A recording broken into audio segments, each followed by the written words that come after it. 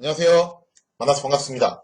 역사가 김영준입니다. 정법사 제8부 율곡 2의 10만 양병론이라는 것을 주제로 오늘 여러분들과 같이 이야기를 나눠볼까 합니다. 역사라는 것은 인과율의 학문이기도 하지만 모순율의 학문이다라는 이야기를 했었죠. 자, 그래서 제가 예시를 들어드렸던 것이 뭐였냐면은 세조의 부국강병책이라고 했습니다. 세조의 부국강병책. 세조는 부강하고 강대한 국가를 건설하기 위해서 노력했던 왕이었어요. 그러니까 개인적인 호불호는 있으실 수 있지만 적어도 이거를 위해서 노력했던 왕이라는 것은 맞다라는 거죠. 자, 그래서 세조는 강성대국을 만들자 해가지고 국방력을 증대시키게 됐는데, 여기서 이렇게 생각한 겁니다. 군대 숫자를 늘리면은 우리나라의 국방력이 강해지겠지라고 생각을 한 거예요. 물론 이 방식을 써가지고 당대에는 굉장히 강력한 군사력을 유지했던 건 맞습니다. 그러나 시간이 흐르면서 지나치게 과잉으로 유지했던 군사력은 결국 마이너스로 작용을 했다는 거죠. 그래서 역사라는 것이 인과율의 학문, 우리가 어떤 원인에 따라서 결과가 나오기도 하지만 모순율의 학문, 중간에 변수가 끼어들어서 전혀 의도치 않은 결과가 나올 수도 있다는 거죠. 그래서 내가 최선의 선택을 했음에도 불구하고 최악의 결과가 나오는 경우도 있고, 또 소가 뒷걸음질 치다가 쥐를 밟는다는 격으로 뜻하지 않는 결과가 나오는 경우도 왕왕 있다는 겁니다. 항상 그런 건 아니지만 그런 경우도 있다는 거예요. 자, 그래서 세조의 부국강병책, 지나치게 군대 숫자를 늘리다 보니까 결국 이 병역 자원을 채운 데 있어서 적신호가 들어오게 됩니다. 그러면서 자질이 따라주지 않는 자질 미달의 사람들도 군대에 계속 들어가는 그런 현상이 일어났다는 거죠. 자, 그러면서 특히 성종 말기부터 연산군, 중종 때 가가지고 이 국방 문제가 굉장히 커지게 돼요. 그래서 사회적인 이슈로 대두가 됐는데 중종 때 상당히 유행했던 국방 문제가 뭐였냐면은 바로 대립제도였습니다. 자, 이 대립이라는 것은요, 대타로 보낸다는 뜻이에요. 그렇기 때문에 큰 범주에서 일종의 용병이라고 볼 수 있습니다. 다만 북이탈리아 도시국가들이 사용했던 용병과는 차이가 있는 게 외국인을 돈을 주고서 고용을 하는 형식은 아니었고 자국민 내에서 그것도 징병제라는 틀 안에서 나 대신 군대 갈 사람 그런 식으로 보냈던 것이 바로 대립이었다는 거죠. 초기의 대립은 갑사에서 먼저 시작을 했는데 주로 부자들이 출세를 목적으로 사용을 했습니다. 내가 부자예요. 근데 자질은 떨어진데 갑사에 들어가고 싶다. 그럴 경우에 대타를 보냈다는 거죠. 자, 이렇게 했던 것이 나중에 시간이 흐르면서 점차 확대돼가지고 갑사뿐만 아니라 정군에 이르기까지 대립이 횡행하게 되었습니다. 대립이 이렇게 확대되는 데 있어서 영향을 줬던 것들이 뭐가 있었냐? 자, 먼저 첫째, 권상근무제의 문제였어요.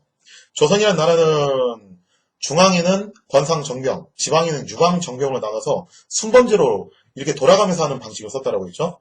자, 그런데 이 권상근무제가 문제가 뭐냐면은 경상도나 전라도, 뭐 함경도라든지 이런 지방에 사는 사람들이 서울로 와가지고 근무를 쓴다면은 그 거리가 상당히 멀었다라는 거예요. 이 시대는 교통과 통신이 지금처럼 발전했던 시대가 아니기 때문에 굉장히 애로사항이 많았다라는 거죠. 자, 그 다음에 또 이 시대에는 뭐 서양도 마찬가지였지만 무기와 갑옷을 자비로 구매를 해야 됐던 시대였습니다. 그러다 보니까 사람들이 점점 여기에 대한 부담감을 느끼게 된다는 거예요. 자, 그러면서 이제 사람들이 병역에 대해서 어떻게 생각하냐면은 이 병역이라는 것은 권리는 별로 없고 의무만 많은 그런 별로 좋지 않은 것이다라는 그런 인식이 생기면서 병역 기피 현상이 발생을 하게 됩니다. 마치 북이탈리아 도시국가들이 처음에 시민 민병대가 유지가 되다가 병역 기피 현상이 일어나면서 용병제로 전환이 됐던 그 시기하고 유사한 그런 상황이 발생을 했다는 거죠. 자, 그러면서 이 대립이라는 것이 계속 유행을 하게 되는데 시간이 지나면서요. 이 대립이 굉장히 성행하게 돼요. 그 성행하게 됐던 이유가 뭐였냐면은 우리가 이렇게 생각할 수 있어요. 대립을 사용해서 보냈어요. 대타를 보냈는데 그러면은 군 지휘관이 그거를 모르냐는 거죠. 당연히 조선시대 사람들도 바보는 아니기 때문에 혹시라도 그럴 걸 대비해서 나름의 준비를 해놨습니다. 그게 뭐냐면은 파기라고 해가지고 해당 군인의 인상착의를 적어놓은 문서가 있었어요. 이 시대에는 사진이 없으니까 당연히 사진 촬영을 못했을 것이고 초상화를 또 일일이 다 그릴 수 없으니까 그 사람이 인상착의를 기록해놓은 파기라는 것이 있었다는 거죠. 그래서 뭐 예를 들자면은 정군 A라는 사람이 입대를 했다. 그러면은 그 파기를 보고서 인상착의를 비교를 하는 겁니다. 정군 A는 주걱턱에 코 밑에 점이 있고, 그죠? 뭐 그다음 쌍꺼풀이 있고 약간 사팔뜨기다. 그걸 보고서 대조를 해가지고 확인을 한다는 거예요. 그런 식으로 가려내는 그런 방식이 있었기 때문에 대립이라는 것이 과연 그렇게 통했을까라는 의문이 들 수도 있겠죠. 근데 이거는 이렇게 하는 겁니다. 예를 들어서 제가 좀 돈이 있는 사람이에요. 나 대신 군대 갈 대립자를 구했습니다. 보통 이때 쓰는 대립자는 누구냐면은 정말 사회적인 하층민이거나 혹은 천민들이에요. 그러니까 원래 군대를 안 가는 사람들이죠. 그 사람들에게 돈을 주고서 대타로 보내는 거예요. 예를 들자면은 이번에 대립으로 보냈는데 수당을 1,000만 원을 줬다. 그럼 1,000만 원을 딱 가지고서 이 사람이 서울로 올라가는 겁니다. 올라가서 분장을 현장에서 그냥 사는 거예요. 현장에서 사가지고 입대를 해가지고 딱 이제 점거를 받는 건데, 자, 점거를 받을 때 당연히 지휘관이 검토를 하겠죠. 이거 맞는 사람인지 아닌지. 자, 딱 검토를 할 때 어떻게 하는 겁니까? 아이고, 나으리, 고생하십니다 하면서 어떻게 하는 거예요? 봉투에다 돈 넣어가지고 찔러주는 거예요, 거기다가. 그래서 뇌물 주는 거죠. 그러면은, 군 지휘관 입장에서 이게 웬 떡이냐라고 생각하는 거예요. 부수입이 들어온다는 거죠. 그러면서 묵인을 해주게 되고, 대립이라는 것이 이렇게 성사가 되는 겁니다. 나중에 시간이 지나니까요, 좀 약간 희한하게 흘러가게 되는데, 군 지휘관들이 대립을 오히려 좋아하게 돼요. 왜 좋아하게 되냐면은, 생각해보세요. 번상 정병의 경우에는 2달 근무하고 14개월 쉬고, 2달 근무하고 14개월 쉬고, 이런 식으로 간다라고 했죠. 그러니까, 이렇게 되는 거예요. 2달 동안 열심히 가르쳤어요. 이제 좀 일 좀 시켜볼까 했더니, 집에 간대요. 다시 또, 다른 팀이 왔어요.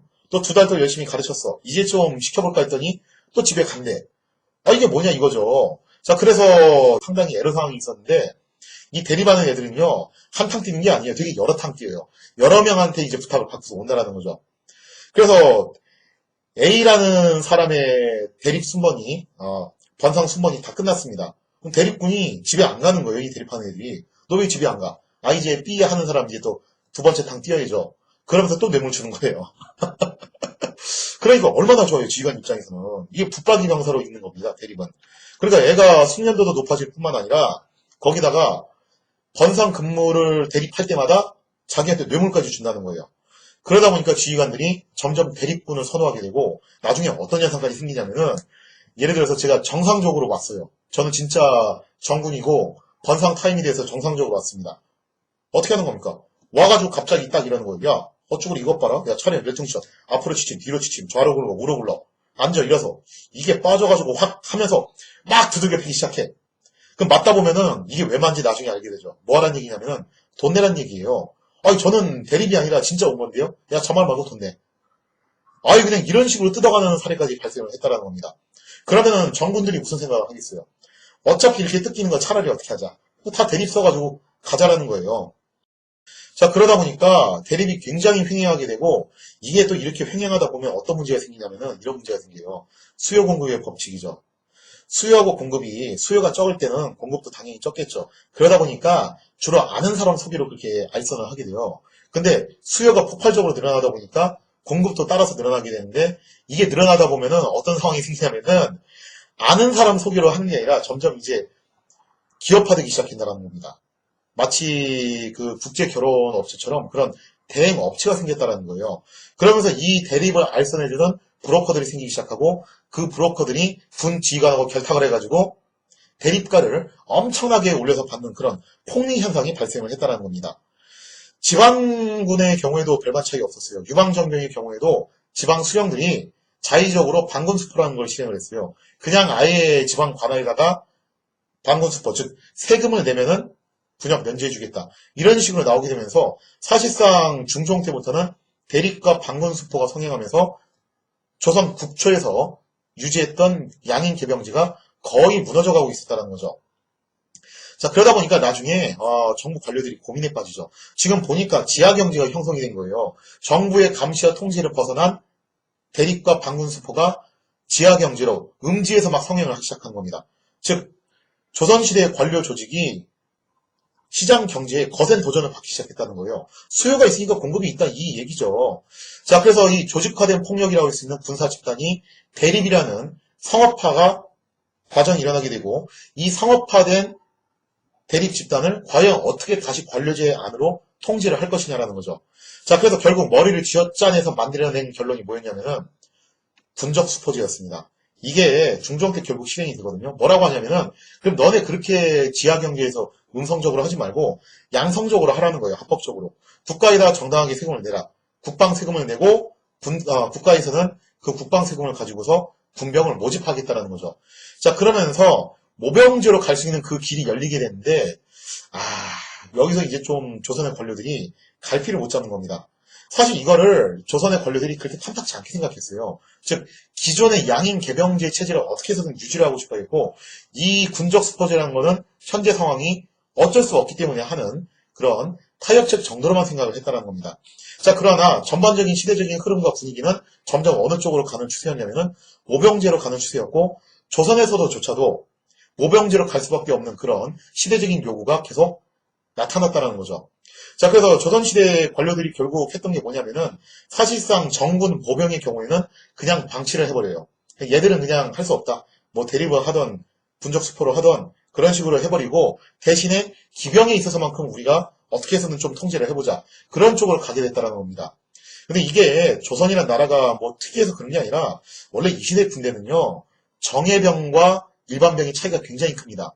그러니까 주력군이냐 주력군이 아니냐에 따라서 그 격이 굉장히 차이가 컸다는 거예요. 조선의 주력군은 기병이었고 그게 핵심 전력이었기 때문에 핵심 전력인 기병에 대해서만큼은 정부가 어떻게 해서든 통제를 하겠다는 거죠. 그래서 이 기병에 대해서는 꽤 많은 통제를 가했지만 보병에 대해서만큼은 그다지 통제를 하지 않았기 때문에 사실상 보병은 뭘로 바뀌냐면은 자력부대로 바뀌게 됩니다. 그래서 임진왜란이 일어나기 직전에 조선의 군대는 그나마 기병이 좀 이제 전투력을 갖춘 부대였고, 보병의 경우에는 몇몇 특수한 지역을 제외하면은 거의 뭐 이제 있으나 마나한 그냥 민방위 수준이에요. 이거 예비군 수준도 아니고 거의 민방위 수준으로 굴러떨어지게 되었다는 겁니다. 자, 아무튼 간에 이렇게 해서 군적 수포제로 결국 타협을 보기는 했는데, 이거는 어디까지나 임시 방편이었어요. 조선의 관료들은 여전히 갈피를 잡지 못했다는 거죠. 과연 우리가 계속 이런 식으로 군적 수포제로 가서 모병제로 확실히 나가야 되는 것이냐, 아니면은 양인개병제로 고수해야 되는 것이냐. 그거를 갈피를 잡지 못하고 갈팡질팡하면서 중종, 인종, 명종, 선조까지 가게 됩니다. 거의 50년을 이렇게 갈팡질팡하게 되는데, 왜 이렇게 오랜 시간을 갈팡질팡했냐면요, 이런 말이 있죠. 필요는 발명의 어머니다. 사실 필요성이 없어서 그래요. 왜 그러냐면은 조선이라는 나라가 또 되게 평화스러웠어요. 평화스럽다 보니까 물론 국지전은 일어났습니다. 계속 외부도 쳐들어오고 여진족도 쳐들어오고. 근데 그거는 지금 현재의 시스템으로도 커버가 되는 상황이에요. 그러면은 어떤 상황이 와야지 이게 좀 개혁이 빨리 일어난 거냐면, 지금 현재 시스템으로 도저히 커버가 안 되는 그런 위기가 찾아왔을 때 사람은 그제서야 부랴부랴 움직이기 시작합니다. 이게 참 어떻게 보면 슬픈 속성이죠.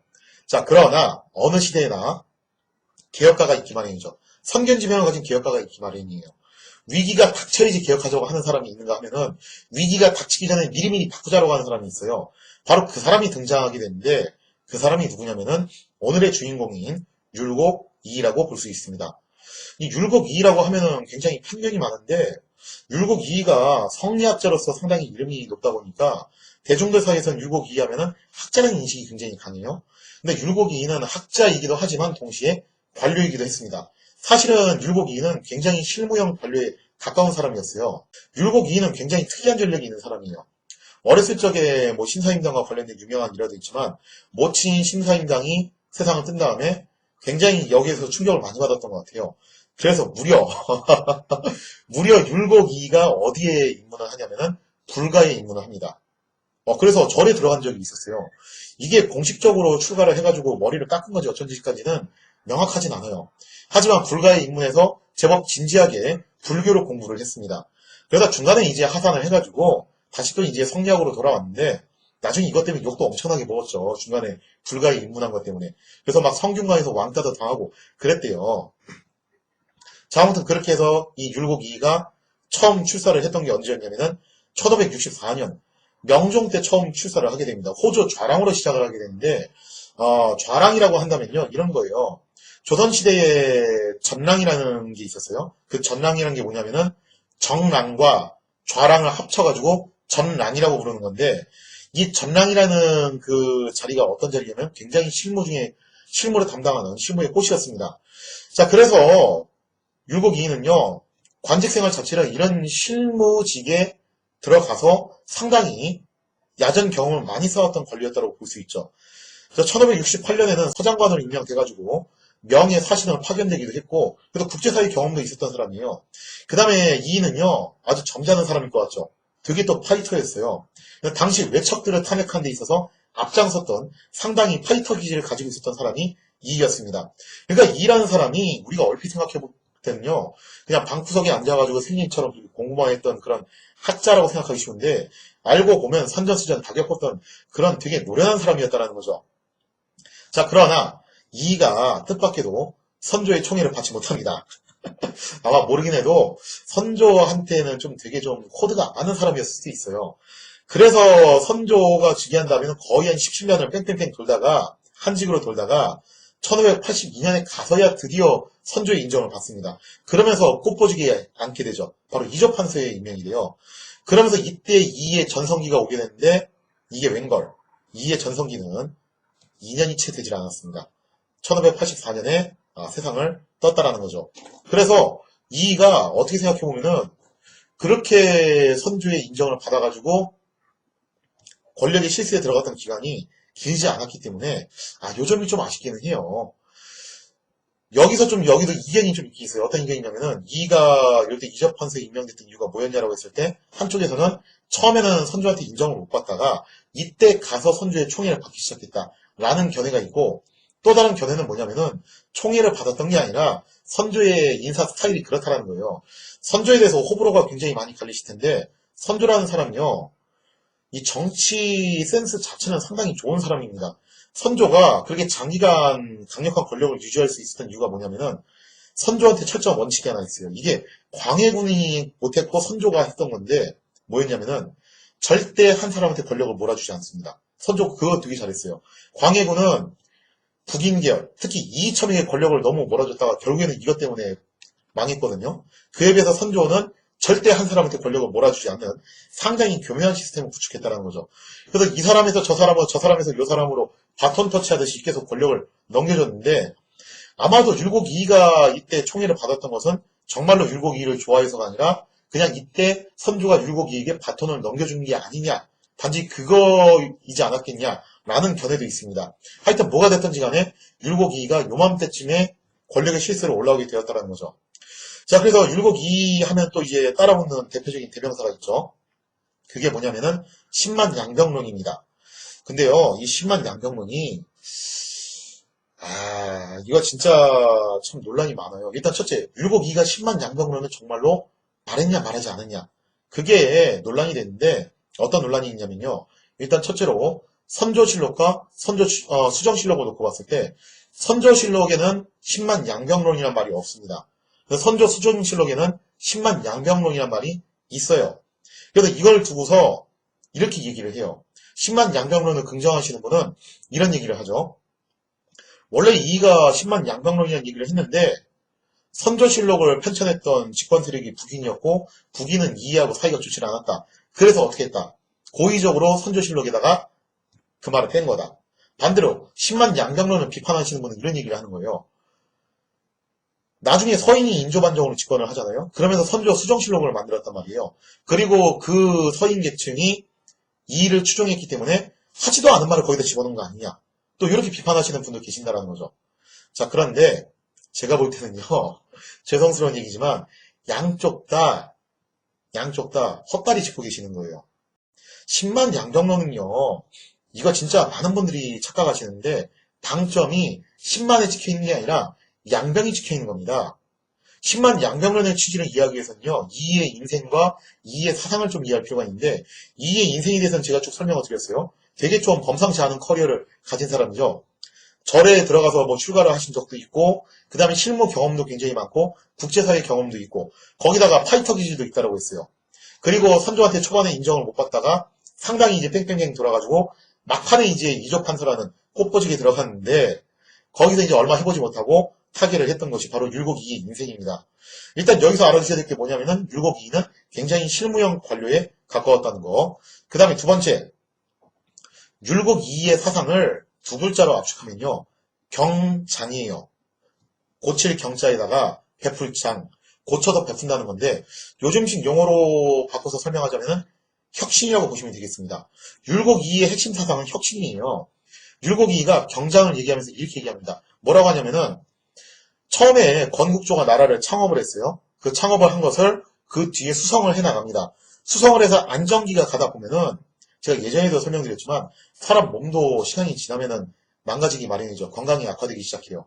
제도도 마찬가지라는 거예요. 국가 시스템도 시간이 지나면은 아무리 이상적이고 완벽하다고 생각했던 그 시스템도 시간이 지나면은 문제가 생긴다는 겁니다. 그래서 세 번째로 들어가야 될 분기가 뭐냐면은 바로 경장이라는 거죠. 그래서 조선이라는 나라가 태조 때 이미 창업을 했고 세종, 성종 거치면서 수성의 시기를 지나왔다. 이제 해야 될 게 뭐다? 바로 경장, 혁신을 해야 된다는 거예요. 그러니까 율곡 이이가 하려고 했던 것은 현실에 안주한 것도 아니었고 과거로 돌아가져도 아니었고 뭘 하려고 했던 사람이었냐면은 현실을 인정하고 현실에 맞춰가지고 새롭게 바꾸자, 혁신하자 이거를 주장했던 사람이 율곡 이이였다는 거예요. 그래서 율곡 이이가 당대의 온갖 폐단들을 다 지적을 합니다. 군정, 전정, 환정 다 지적을 해요. 그러면서 혁신을 주장을 하는데 나중에 대동법의 모체가 되는 대공수의법도 율곡 이이가 주장을 하죠. 물론 이 주장은 앞선 세대였던 조광조가 말하기로 했어요. 이걸 통해서 알 수 있는 게 뭐냐면은 율곡 이이는 복고주의자는 아니에요. 다시 옛날에 FM 시절로 돌아가자. 그걸 말했던 사람이 아니라 오히려 어떤 사람이냐면은 현실을 인정하고 현실에 맞춰서 새로운 것을 개혁하자라는 겁니다. 이미 성리학자들이 이런 얘기는 많이 했어요. 다만 그 양민의 방법을 뭘로 볼 것이냐라고 했을 때 FM주의, 과거 국초 시절로 돌아가자라고 하는 사람이 있었는가 하면은 율곡 이이는 뭐라고 한 거냐면은 현실을 인정하고 현실에 맞춰가지고 새로 개혁하자는 거죠. 그래서 나온 게 대공수의법이에요. 자, 그러면은 율곡 이이가 10만 양경론을 얘기했을 때 그럼 뭐가 초점이냐면은 나라가 위기에 처할 걸 대비해서 10만 명의 병사를 양성을 하자가 아니라 지금 현재 나라가 굉장히 많이 무너져 있으니까 경장을 통해서 혁신을 하고 그 혁신된 힘을 기반으로 군대를 정예화시키자는 것이 핵심이라는 거예요. 자, 그러면서 이 10만 양병론을 통해서 여러분들이 오해하지 말아야 될 게 두 가지인데, 첫째, 10만이라는 숫자에 절대 집착하지 마시라.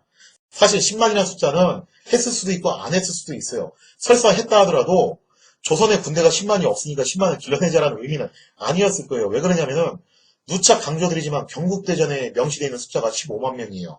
그리고 실제로 임진왜란 때 조선이 동원했던 병력이 17만 명이에요. 이건 물론 의병까지 합쳐서 그런긴 한데 이걸 통해서 알 수 있는 게 뭐냐면은 조선이라는 나라는 원래 10만 이상의 병력을 뽑아낼 수 있는 나라입니다. 근데 되게 생뚱맞잖아요. 그죠? 10만 병력을 양성해야 된다. 말이 좀 앞뒤가 안 맞는다는 거예요. 자, 그래서 우리가 이 10만 양병론을 통해서 조심해야 될 것은 바로 그 점이라는 거 꼭 기억을 해주셨으면 좋겠습니다. 자, 그 다음에 또 10만 양병론을 통해서 우리가 한번 생각해 볼 게 뭐냐면요. 율곡 이이의 10만 양병론을 비판했던 사람이 있었어요. 그 사람이 누구냐면은 바로 그 유명한 류성룡이라는 거죠. 자, 류성룡은 왜 10만 양병론을 비판하게 되었는가? 한번 사료를 통해서 확인해 보도록 하겠습니다. 자, 사료의 내용을 보시면 이렇게 돼 있죠. 이이가 일찍이 경연에서 미리 10만의 군사를 양성하여 앞으로 뜻하지 않은 변란에 대비해야 한다고 말하자 류성룡은 군사를 양성하는 것은 화단을 키우는 것이다 라고 하며 매우 강력히 변론하였다. 이이는 늘 탄식하기를 류성룡은 재주와 기기가 참으로 특출하지만 우리와 더불어 이를 함께하려고 하지 않으니 우리들이 죽은 뒤에야 반드시 그의 재주를 펼칠 수 있을 것이다 하였다. 임진년 병란이 일어나자 류성룡이 국사를 담당하여 군무를 요리하게 되었는데 그는 늘 이이는 선견지명이 있고 충건스러운 저리가 있었으니 그가 죽지 않았다면 반드시 오늘날에 도움이 있었을 것이다고 하였다. 자, 이 사료가 정말 많이 인용되는 사료인데 이 사료를 근거로 이제 율곡 이이가 10만 양병론을 했다 안 했다 막 그 논쟁이 벌어지는 거예요. 근데 제가 10만 양병론에서 두 가지 좀 기억하자고 그랬죠. 첫째, 다시 설명드리지만 10만이라는 숫자의 방점이 지키는 게 아니라 양병의 방점이 지키는 거라는 거. 그 다음에 두 번째가 뭐냐면은 율곡 이이는 노스트라다무스가 아니에요. 아니 마치 율곡 이이를 예언자처럼 그렇게 생각하시는 분들이 계시는데 사실 여기에 나온 그 마지막 문구는 어디까지나 나중에 뒤에 훗날에 나왔던 편까지 당대의 사람들이 그걸 어떻게 하냐고 그걸 갖다가 아니 율곡 이이가 예언을 그렇게 한 걸까요? 1582년에 이 10만 양병론 얘기를 실제로 뭐 했다라고 칠게요. 그래도 10년 후에 임진왜란이 일어날 거야. 그러니까 대비해야 돼. 율곡 이이가 무슨 그런 예언의 생각을 한 건 아니라는 거예요. 그래서 율곡 이이는 예언가라서 이렇게 10만 양병론을 얘기를 한 게 아니라 즉 일본의 침략을 대비해서 이런 말을 했던 게 아니라 지금 현재 우리나라 국가 상태가 너무 많이 시스템이 무너져 있으니까 경장을 통해서 쇄신을 하고 양병을 해야 된다. 언제 위기가 닥쳐올지 그거 어떻게 하냐. 그런 취지에서 말을 했던 것이지 절대 예언가적인 그런 취지로 말한 게 아니라는 겁니다. 우리가 이거 좀 오해하면 안 된다는 거예요. 자, 아무튼 여기서 10만 양병론을 얘기했을 때 유성룡이 이거를 반대를 하죠. 반대를 하면서 하는 말이 뭐냐면은 군사를 키우는 일은 화단을 일으킬 수 있기 때문에 그거 안 된다라고 그렇게 얘기를 하는 거예요. 자, 여기서 좀 우리가 오해를 하시면 안 돼요. 그럼 유성룡이 굉장히 보수 반동적인 세력의 사람이었고 국방력을 등한시하는 사람이었냐라고 하면은 그건 아니에요. 사실상 조선 후기의 국방 시스템은 누가 다 고안해낸 거냐면은 유성룡이 고안했다고 해도 과언이 아닐 정도로 굉장히 기여도가 높은 사람입니다. 그리고 정말 아이러니하게도 율곡 2가 하고 싶었던 걸 나중에 또 유성룡이 이어서 하기도 하죠. 이거는 뭐 제가 나중에 또 설명을 해드릴 건데 이거는 이렇게 해석을 하는 게 조금 더 정확할 것 같아요. 유성룡은 누구의 제자냐면은 퇴계 이황 선생의 제자입니다. 그리고 이와 이황의 차이가 있다면은 이는 타이터 기질이 좀 있는 사람이에요. 그에 비해서 이황은 좀 보신주의 성향이 있는 사람입니다. 그러니까 아주 보수 반동까지는 아니지만 굉장히 뭔가 과격하고 과감하고 파격적으로 변혁을 추구하는 사람은 또 아니었다라는 거예요. 그래서 이황의 제자였던 유성룡도 좀 온건적인 개혁가였다고 보는 게 정확하겠죠. 그러다 보니까 유성룡이 어떤 주장을 한 사람이냐면 이 사람은요. 오히려 이런 주장을 했는 사람이라고 볼 수 있습니다. 유성룡이 나중에 이거 되게 강조하죠. 진관체제로 돌아가자. 근데 요 말도 좀 이상한 게 뭐냐면은 진관체제가 임진왜란 때 없었던 건 아니에요. 진관체제가 분명히 임진왜란 때도 작동을 하고 있었습니다. 아니 대표적으로 정발이 있었던데 부산포, 그 다음에 송상현이 있었던 동래성. 여기가 진관 거진들이에요. 부산포가 수군 거진이었고 동래성이 이제 육군 거진이었죠. 진관체제가 분명히 있었는데도 불구하고 왜 류성룡이 마치 진관체제가 없었다는 듯이 징비록에서 얘기를 했냐는 거죠. 한번 문제의 사료를 같이 보도록 하겠습니다. 다시 조정의 진관제도를 수복하는 것이 마땅한 듯 합니다. 이 제도는 평상시에 훈련시키기가 편리하고 사변이 있을 때는 속히 병사를 징발하고 집합할 수 있습니다. 게다가 앞뒤가 서로 호응하고 안팎이 서로 의지에 갑자기 무너져 도리가 없는 지경이 되지도 않으니 이를 처리하는데도 좋게 됩니다. 자, 이 징비록에 남아있는 유성룡의 진관체제 법부로는 굉장히 유명하게 회자되는 건데 이것 때문에 한때 이런 오해가 많았어요. 조선이 임진왜란 때 패배했던 이유는 진관체제가 무너지고 재승방략으로 했기 때문에 패배한 것이다. 근데 이 얘기는 제가 나중에도 또 하겠지만 말이 안 되는 게 일단 첫째, 진관체제가 없어진 게 아니었어요. 여전히 존재를 하고 있었고 둘째, 아니 그러면은 적군이 쳐들어왔어요. 근데 이게 뭐 1, 200명이 쳐들어온 게 아니라 15만 대군이 쳐들어왔는데 그러면 그거를 진관으로 쪼개서 막을 거냐고요. 그거 재승방력으로 총력전에서 막는 게 상식적으로 맞는 얘기죠. 그러니까 유성룡의 진관체제는 뭔가 좀 앞뒤가 안 맞는 말이라는 거예요. 그래서 이 부분에 대해서는 추론을 한 수밖에 없어요. 이건 개인적인 추측이에요. 그래서 제 말이 꼭 맞다는 것이 아니라 개인적인 추측이기 때문에 제 말은 맞을 수도 있고 아닐 수도 있습니다. 비판하셔도 좋아요. 더 좋은 의견이 있으시면 제시하셔도 좋습니다. 저는 이거를 이렇게 추론을 하고 있어요. 율곡 2가 이 칠권을 장악한 지 2년밖에 안 돼가지고 세상을 떴기 때문에 사실 국방개혁을 구체적으로 어떻게 하려고 했는지는 알 수가 없습니다. 다만 율곡 2의 살아온 인생 궤적과 경장사상을 토대로 봤을 때 율곡 2는 적어도 복고주의자는 아니었을 거예요. 그래서 진관체제의 FM 시절로 돌아가자라고 얘기했던 사람은 아닌 것 같고 현실을 인정하자. 지금 대립과 군적 수포제가 이루어지고 있는 현실은 우리가 어떻게 거부할 수 있는 게 아니다. 그래서 오히려 이 대립제에 차강을 둬가지고 이런 얘기를 했을 수도 있죠. 대립을 써보니까 이게 무조건 나쁜 건 아니더라. 붙박이로 이렇게 있다 보니까 오히려 직무승년도도 올라가고 차라리 신분 지휘 공화를 막론하고 병력을 선발을 해서 월급을 줘가지고 국방의 의무를 지우게 하면은 이게 훨씬 더 효율적이지 않냐. 아마 율곡 2가 이런 생각을 했을 수 있어요. 그래서 10만 양병론이라는 것도 어떻게 보면은 경국대전에 명시한 대로 양인 개병제에 근거해서 그렇게 15만 대군을 다 유지할 게 아니라 어떻게 하자. 숫자를 15만에서 10만으로 줄이는 한이 있더라도 차라리 정예병화 시키자라는 거예요. 그래서 이 정예병화의 방향은 대립군이 일종의 모델이 된다는 거죠. 차라리 양인 천인 가리지 말고 그냥 다 괜찮은 사람 뽑아가지고 상비군화 시키자라는 거예요. 권상근무 시키지 말고 붙박이 근무 시켜가지고 진짜 완벽한 상비군을 시키자라는 거죠. 대신에 거기에 대한 보상도 확실하게 해주자라는 겁니다. 자, 그러나 여기에 대해서 율곡 2의 20만 양병론에 대해서 류성룡이 왜 반대를 했는가를 한번 이것도 추론을 해보면요. 류성룡은 태기 이황의 영향을 받아가지고 좀 온건적인 개혁가 있고, 그래서 FM 복고주의자였다는 거죠. 류성룡은 이렇게 얘기하는 거예요. 지금 문제가 되는 것은 자꾸 대립하고 군적 스포츠를 해가지고 군대가 당나라 부대가 된 게 문제가 된 거 아니냐. 그러니까 원래 국초 시절에 FM으로 다시 돌아가야 된다. 그러니까 여기서 말하는 진관체제는 전략 시스템을 쓰인 진관체제가 아니라 국방 시스템을 쓰인 진관체제라는 겁니다. 양인계명제하고 맞물려 있는 그 체제로 다시 돌아가자라는 거예요. 그래서 어떻게 보면 엄벌주의를 얘기를 하는 거죠. 이거 다 단속해가지고 철저하게 색출을 해내고 다 빠짐없이 양인들 전부 다 군대에 밀어넣자. 그렇게 해서 경국대전에서 명시하는 그 15만 대군을 유지할 필요가 있다는 거죠. 근데 왜 군대를 키우는 것이 화단을 키운다는 말을 했냐면은 아마 이것 때문에 그런 것 같아요. 율곡 이의 주장대로 하자면은 모병제로 가야 되고 그러려면은 좀 세금이 많이 들어갈 수밖에 없어요. 그럼 세금 제도도 다 바꿔야 되거든요. 그러니까 이게 바꿀 게 너무 많다라는 거죠. 근데 유성룡은 다시 말씀드리지만 온건한 개혁가라고 했죠. 물론 이제 문제가 있는 건 고치는 건 맞는데 그렇게 파격적으로 바꾸는 건 문제가 있지 않냐. 그러니까 원래 양인계명제의 취지로 놓고 보면은 국가가 군인한테 주는 건 없어요. 다 자비로 하는 거예요. 그러니까 그 시스템으로 돌아가자는 거죠. 만약에 이거를 국가가 다 돈을 지급해주고 그렇게 모병제 방식으로 가다 보면은 그거는 국가적으로 굉장히 큰 손해 아니냐. 그럼 국가 시스템을 다 바꿔야 된다. 그거는 자칫 잘못하면은 국가 시스템이 흔들려서 화를 부를 수도 있다. 그러니까 그렇게 하지 말고 FM주의로 돌아가자라고 한 것이 유성룡의 주장이 아닌가. 개인적으로는 그렇게 추론을 해봅니다. 물론 제 추론은 맞을 수도 있고 아닐 수도 있어요. 그래서 이 추론을 기반으로 놓고 보면은 북이탈리아의 도시국가들이 가졌던 고민하고 비슷한 고민을 했다는 것을 우리가 짐작을 해볼 수 있죠. 북이탈리아 도시국가들도 시민 민병대에서 용병제로 갔을 때 이런 의견들이 나왔다고 그러겠어요. 베네치아 관료들은 이거는 현실이다. 현실에 맞춰서 어떻게 하자.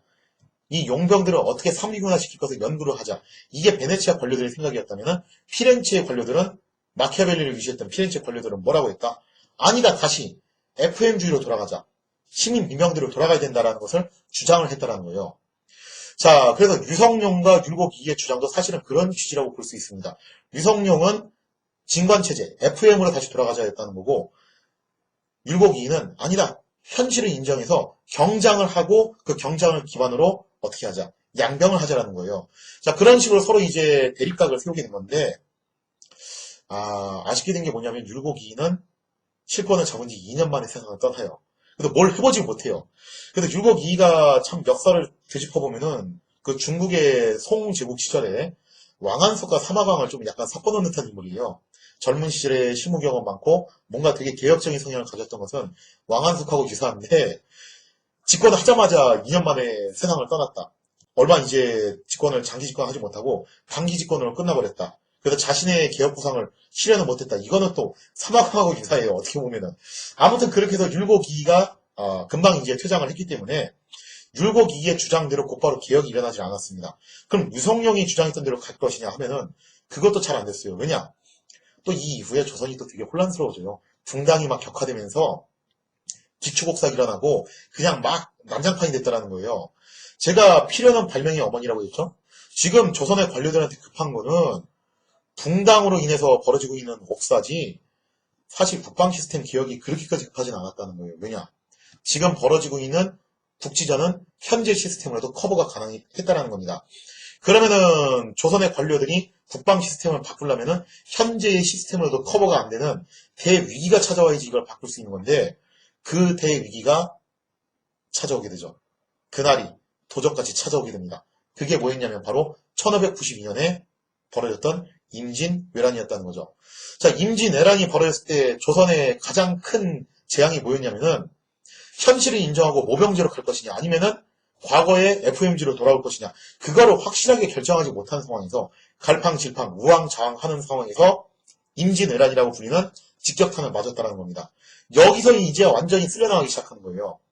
자, 그렇다면 과연 조선이라는 나라는 임진왜란이라는 위기를 맞이해서 어떤 선택을 하게 될 것인가. 만약에 조선이라는 나라가 나름의 내공과 공력이 있는 나라라면 이런 위기를 맞이해서도 극복을 해낼 시스템을 바로 고안을 해낼 겁니다. 그러나 그런 내공이 없는 나라라면 바로 추풍낙엽처럼 쓸려나가면서 나라가 망하겠죠. 과연 조선은 임진왜란이라는 그 커다란 시험대 위에 올라가서 살아남을 수 있을 것인가? 거기에 대한 이야기는 좀 뒤로 미루고요. 좀 더 미루고, 다음 시간에 어떤 얘기를 할 거냐면요. 제가 그 얘기 했었죠. 병법사의 취지는 이겁니다. 마이클 로버츠 교수의 군사혁명론을 토대로 동양과 서양을 좀 비교하는 비교사학의 그런 방침이 모토라고 했어요. 지금 조선 이야기를 실컷 했으니까 다시 좀 어디로 넘어갈 거냐면은 서양으로 넘어갈 겁니다. 마이클 로버츠의 군사혁명론, 그 중에서 첫 스타트를 끊는 문구가 뭐냐면은 16에서 17세기의 군사적 혁신 중에서 가장 주목할 만한 게 뭐였냐면은 무기가 창에서 총으로 바뀌었다는 거예요. 근력 무기에서 활용 무기로 바뀌었다. 이것이 군사상의 가장 혁신적인 변화였다라고 주장을 했다는 겁니다. 에스파냐에 테르시오라는 전법이 등장하게 돼요. 그래서 에스파냐가 이 테르시오라는 전법을 통해서 유럽 최강의 군대로 군림하게 되는데 과연 그렇다면 에스파냐의 테르시오는 어떤 대형이었는가? 바로 그 이야기를 다음 시간에 다루도록 하겠습니다.